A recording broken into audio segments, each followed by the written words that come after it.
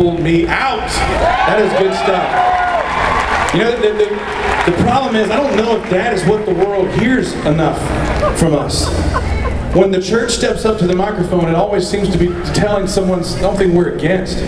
Something we've never tried, a place we would never go, or a TV show we would never watch. Have you ever noticed that Christians don't know when anything is on TV? Have you ever noticed that? You're going to realize in a minute.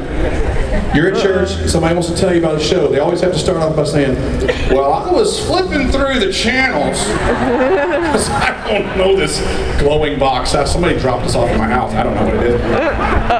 Because we are so busy making everybody think we have it all together that we missed Paul's message. Paul said, man, I will boast in my weakness so that Christ's power can rest on me.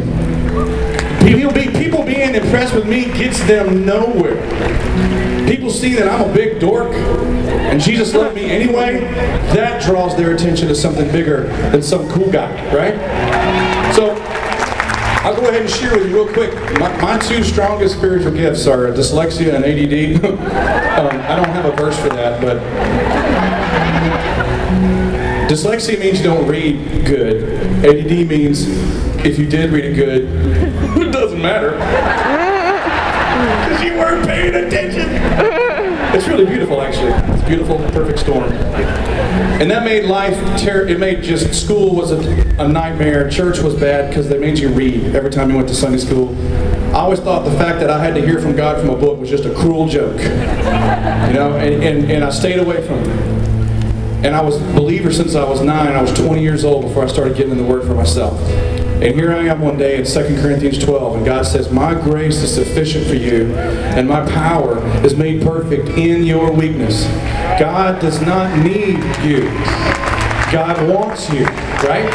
That means God knew everything He was getting into when He came after you. He knew it already.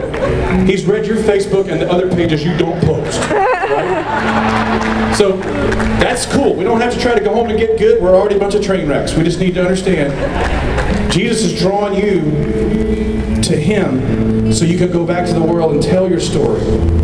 And when they see what God's done in you, that's real. See, that's not a once-a-week visit to a building. That's real.